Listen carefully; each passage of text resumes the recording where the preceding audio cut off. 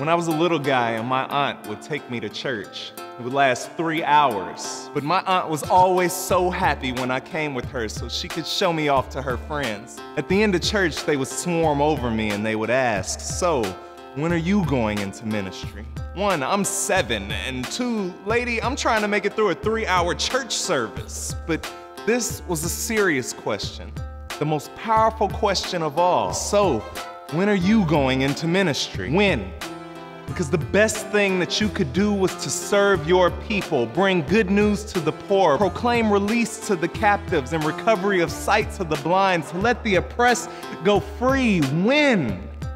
Because there was no higher calling. When? Because for them, ministry mattered. Remember when the word came to Jonah, God said, "Go," but Jonah said, "No." Jonah ran the other way, tried to drown out that call. He knew that sometimes in ministry you can feel alone. So alone you'd rather be in the belly of a whale. So alone you're writing letters from a Birmingham jail, dogs barking, fire hoses, trying to drown out that call. But here's the thing.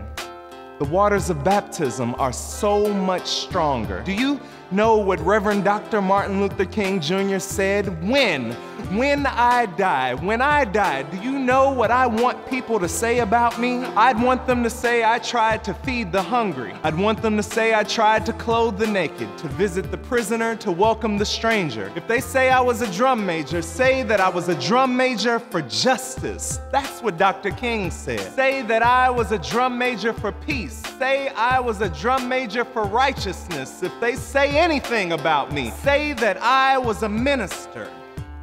Say that what I did mattered. Talented these days dream of what they can be. And we tell them you can be anything, doctor, lawyer, teacher, poet, but only rarely do we ask them, so when are you going into ministry? I don't know if you've looked around, but as long as this world is broken down, ministry still matters. It's one of the best things you can do, to dedicate your life to serving others. Ministry still matters. It matters to the ones whose lives you influence. It matters to those whose lives you save, even if it's just one. Ministry still matters.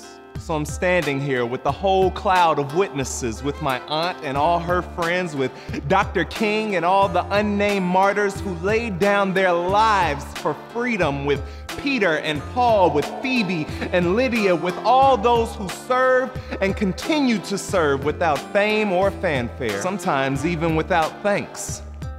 We are all standing here together and we are testifying. Ministry still matters. And if we fall silent, very truly I tell you that even these stones will cry out. It matters to the 7-year-old and the 70-year-old. It matters to the weak and to the bold. It matters to those who have never heard the stories told. There is no higher calling. Ministry still matters.